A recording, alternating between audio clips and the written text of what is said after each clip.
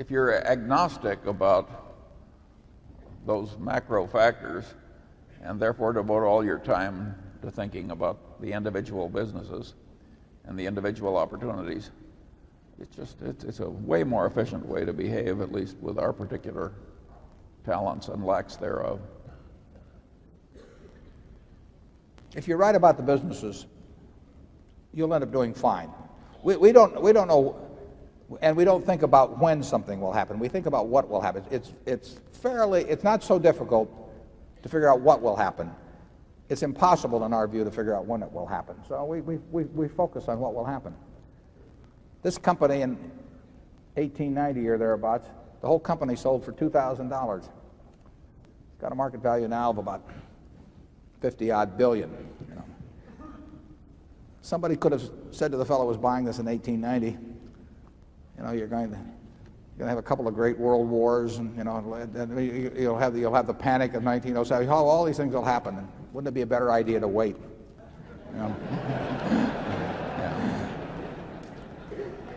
We can't afford that mistake, basically. Yeah. I know, Mr. Buffett, that you've said that you don't read what other people say about the market or the economy, but do either you or Charlie have an opinion about how you think things are going to go? Are you bullish or bearish? You may have trouble believing this, but Charlie and I never have an opinion about the market because it wouldn't be any good, and it might interfere with the opinions we have that are good.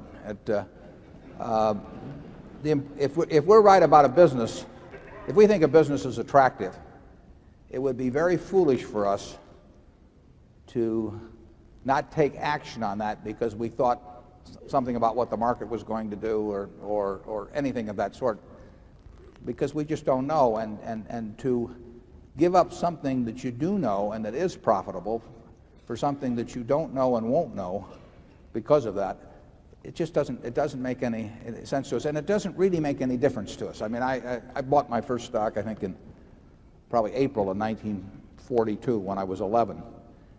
And since then, I mean, actually World War II didn't look so good at that time. I mean, the prospects, they really didn't. I mean, we were not doing well in the Pacific, and I'm not sure I calculated that into my purchase of my 3 shares.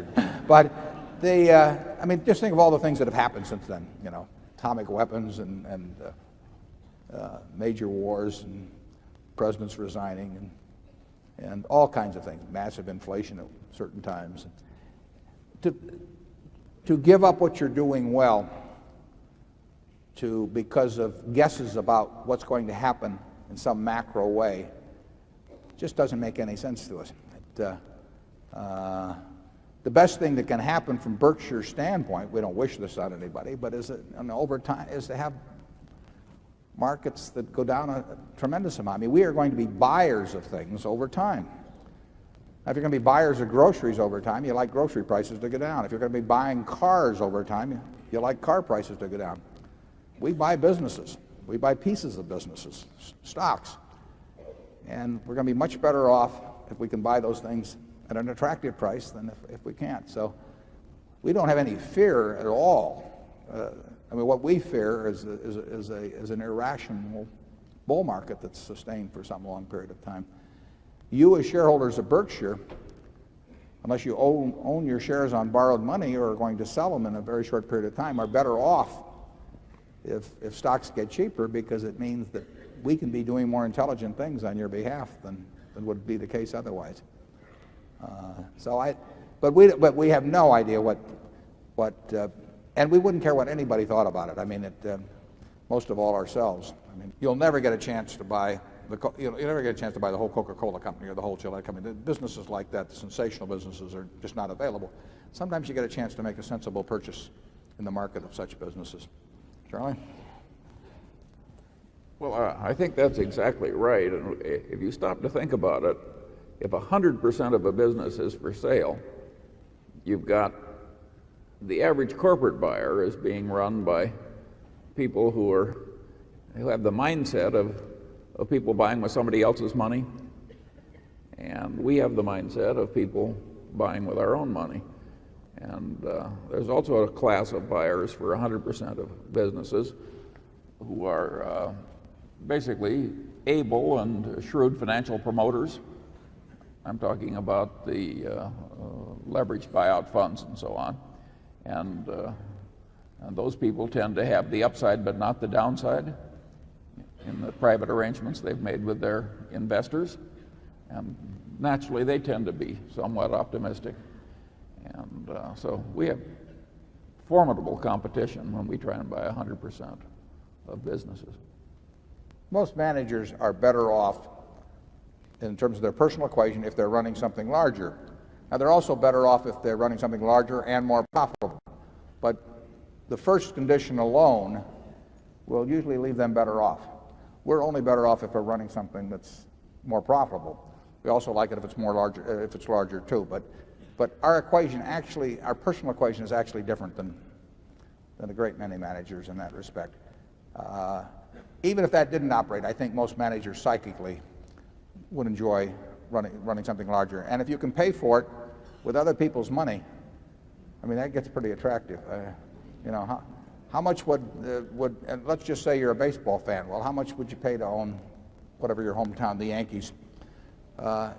You might pay more if you were writing a check on someone else's bank account than if you were writing it on your own. It's been known to happen. And in corporate America, animal spirits are there, and those are our competitors on buying entire businesses. In terms of buying securities, most managers don't even think about it. It's very interesting to me because they'll say that they'll have somebody else manage their money in terms of a portfolio of securities. Well, all that is a portfolio of businesses. And I'll say, well, why don't you pick out your own portfolio? They'll say, that's much too difficult. And then some guy will come along with some business that they never heard of a week before and give them some figures and a few projections, and the guy thinks he knows enough to buy that business. We have certain size requirements, big limiting factors. It has to be something we can understand. I mean, that eliminates 95% of the businesses, and we don't pay any attention to them, but we get lots of proposals for things that are just totally outside the boundaries of what we've already said we're interested in. We prefer to buy entire businesses or 80% or greater interest in businesses, partly for the tax reasons you mentioned, and frankly, we like it better. It's the kind of business we would like to build if we had our absolute druthers on it. Counter to that is we can usually get more for our money in wonderful businesses in terms of buying little pieces of them in the market, because the market is far more inefficient in pricing businesses than is the negotiated market. You're not going to buy any bargains, and I mean, you shouldn't even approach the idea of buying a bargain in a negotiated purchase. You want to buy it from people who are going to run it for you. You want to buy it from people who are intelligent enough to price their business properly, and they are. I mean, that's the way things are. The market does not do that. The market, in the stock market, you get a chance to buy businesses at foolish prices. And that is why we end up with a lot of money in marketable securities. If we absolutely had our choice, we would own we would own 3 times the number of businesses we own outright. We're unlikely to get that opportunity over time, but periodically we'll get the chance to find something that fits our tests.